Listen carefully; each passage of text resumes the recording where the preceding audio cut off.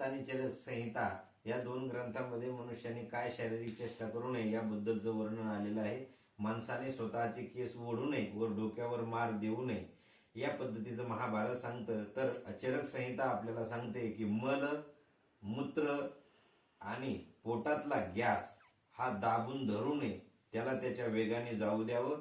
त्याच पद्धतीचे उलटी हिला दाबून धरू नये, सिंक आली तिला दाबू नये, जांभळी असेल, भूक लागली असेल तर तिला रोखू नये, जेवण करावं, तहान लागलेली असेल तर बळजबरी तहान दाबून धरू नये, तिला पाणी प्यावं, आसरू डोळ्यातले थांबवू नये, निद्रा झोप आली असेल तर झोप घ्यावी या पद्धतीचं. त्याचप्रमाणे एखादा दमून थकून आलेला मनुष्य असेल आणि तो लंबे लंबे श्वास घेत असेल, दमलेला मनुष्य, तर त्याने ते लंबे लंबे श्वास घ्यावे, त्याने ते दाबून धरू नये अशा पद्धतीचं वर्णन चरक संहिता आपल्याला या ठिकाणी सांगते.